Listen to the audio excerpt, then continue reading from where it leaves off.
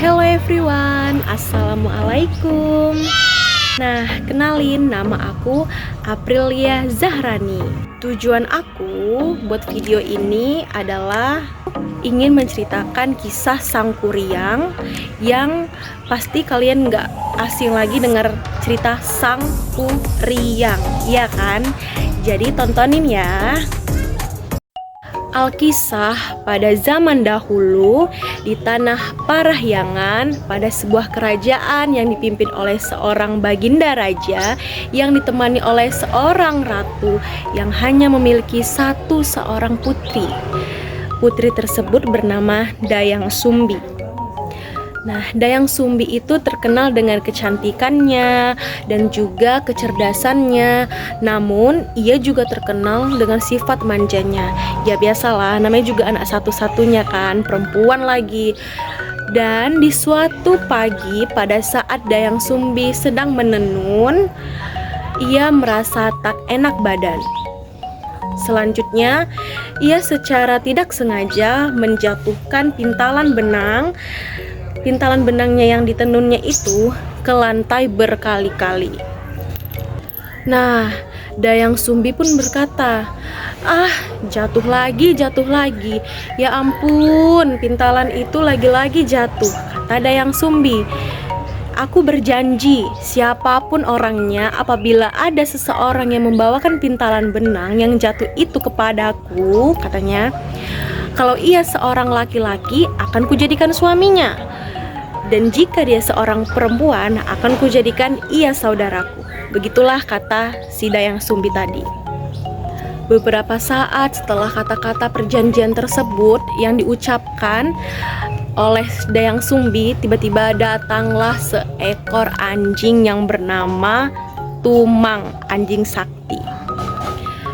Nah, Tumang berkata, "Ini milikmu Tuan Putri." Dan dia sambil membawakan pintalan benang seperti itu.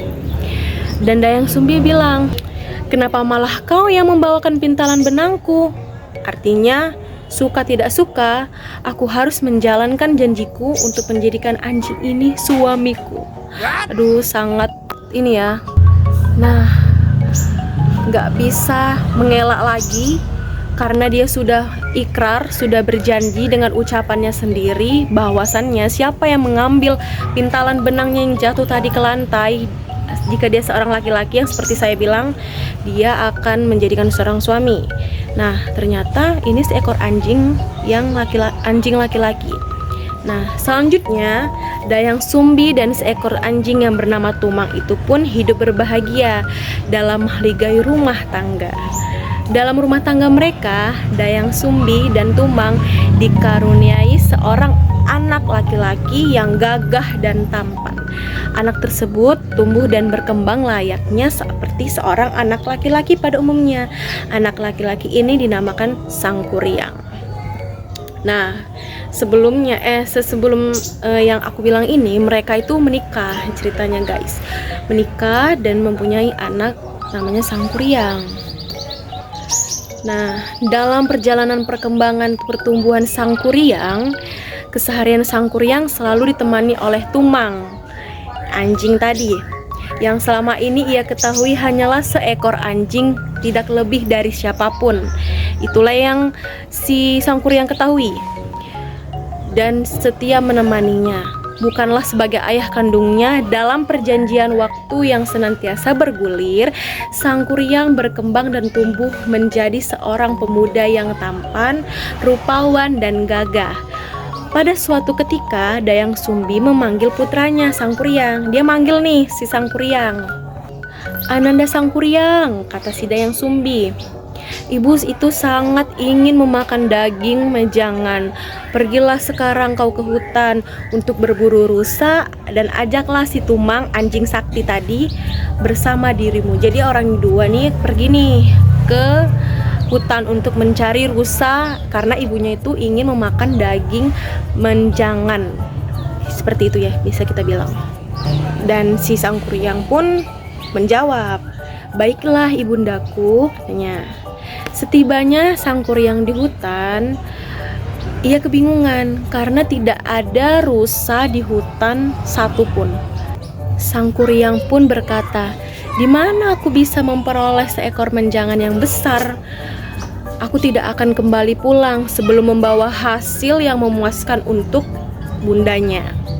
Jika aku tidak membawa hasil, maka dengan sangat terpaksa akan kuhajamkan anak panah ini ke tubuhnya si Tumang, ya kan? Si Tumang tersebut. Nah, sebagai ganti hewan buruan yang tak kunjung kudapatkan," kata dia. Jadi kalau nggak dapet si rusa tadi, akan ditancapkannya panah tadi itu ke tubuhnya si Tumang, guys. Lalu Sang Kuryang pun mengarahkan busur panahnya tadi ke arah si Tumang, karena dia udah bener-bener nggak tahu lagi mau cari apa, mau cari hewan mana, daging apa. Dan benar saja dia pun melakukan adegannya tersebut. Tumang pun terkena anak panah Sang Kuryang, dan tak lama pun kemudian si Tumang pun sekarat dan akhirnya mati. Begitu Sang Kuryang tiba di rumah, ia langsung menyerahkan daging si Tumang kepada ibunya. Dan ibunya ini tidak tahu ya. Nah, akhirnya si Sang Kuryang berkata, dia udah pulang nih ke rumah dia ya kan. Terus dia datangin ibunya, dan dia bilang, "Ibunda, ini adalah daging menjangan yang besar hasil buruanku," katanya. Dia sangat bangga, padahal itu adalah tubuh atau seekor tuman yang dibunuhnya. Terus si Dayang Sumbi ibunya ini bilang, "Terima kasih banyak anakku, kau sangat pintar sekali dalam berburu menjangan." Beberapa saat setelah makanan selesai, Dayang Sumbi teringat akan si Tumang. Mungkin dia teringat, kemana si Tumang, kok dia nggak ikut pulang gitu kan. Baru Dayang Sumbi bertanya, "Di mana ya si Tumang? Kenapa ya belum sampai juga?" Sang Kuryang, "Kemarilah nak," kata gitu, dipanggil si Sang Kuryang tadi. Terus kata Sang Kuryang, "Iya bunda, ada apa gerangan?" Baru kata Dayang Sumbi, "Kau tahu di mana si Tumang?" katanya. "Kenapa ia belum pulang juga? Padahal kau tuh udah pulang," kata gitu. "Maafkan aku ibunda," kata Sang Kuryang. "Tumang telah mati di tanganku." Dia ngomong sambil gemetaran dan ya gitulah. Daging yang ibu makan itu bukanlah daging menjangan, tapi daging itu adalah daging si Tumang. Terus Dayang Sumbi kaget, marah, kesal, semua bercampur aduk. "Apa kau bilang?" katanya. "Jadi yang kau suguhkan kepada ibumu itu kemarin adalah daging si Tumang," kata gitu kan. Dia nanyanya ini setelah sekitar 1 atau 2 hari baru sadar. Terus dibilang Sang Kuryang, "Benar sekali bunda." Dan Dayang itu pun dan ibundanya itu pun naiklah emosi dia ya kan. Dibilangnya, ya dia marah lah gitu.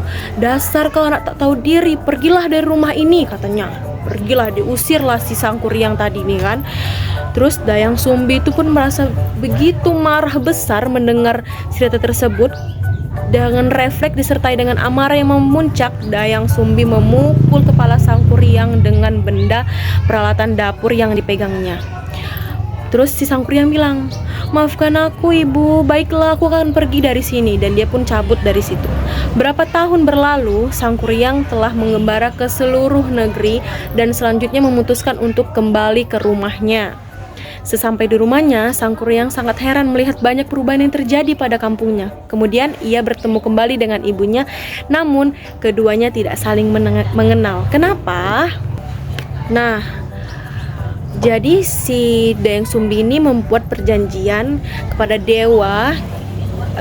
Aku tidak tahu begitu jelas ya, tetapi dia itu membuat perjanjian kepada dewa bahwasannya ia akan awet muda gitu, begitu ya guys. Jadi Sang Kuryang ini datanglah ke kampungnya. Dia melihat nona manis atau gadis yang gak dikenalnya ya kan.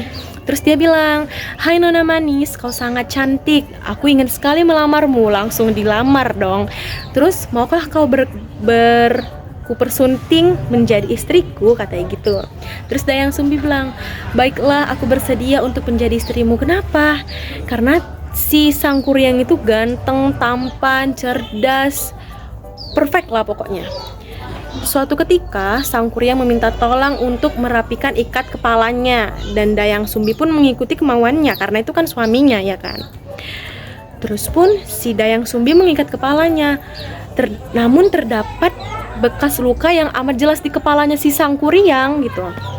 Lalu ia bertanya si Dayang Sumbi, "Sang Kuryang, mengapa di kepalamu itu ada bekas luka? Bekas luka apa itu?" katanya. Terus Sang Kuryang bilang, "Bekas luka di bagian kepalaku ini aku dulu pernah dipukul oleh ibuku karena aku telah membunuh anjing kesayangannya," katanya gitu. Ya Tuhan. Terus kagetlah dia dalam hati. "Ih, ya Tuhan, rupanya ini anakku," katanya. Baru dia ucap, "Ya Tuhan, ternyata engkau adalah Sang Kuryang anakku."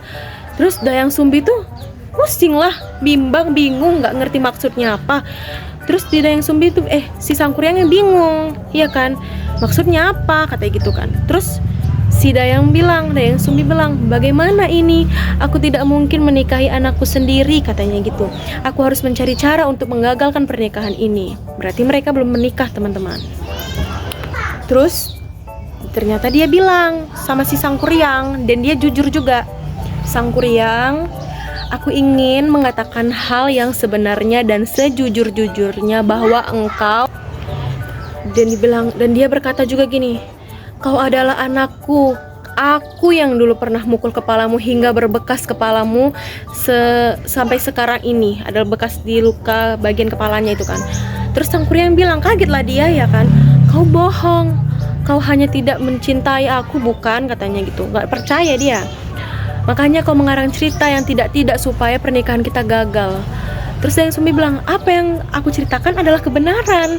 Aku adalah ibumu, Nak," katanya gitu. Setelah panjang lebar Dayang Sumbi menjelaskan mengenai dirinya dan putranya serta anjing bernama si Tumang. Namun Sang Kuryang tetap tak mau mendengarkan dan bersikeras hendak menikahi Dayang Sumbi. Kenapa? Karena Dayang Sumbi ini cantik, guys. Dayang Sumbi pun juga bilang, "Wahai Sang Kuryang, apakah kamu tetap bersikeras ingin mempersuntingku? Aku ini adalah ibumu. Tentu tekadku sudah bulat," kata si Sang Kuryang. Nah, akhirnya mereka pun menikah. Tapi kata Dayang tadi, "Aku ingin engkau membuat sebuah bendungan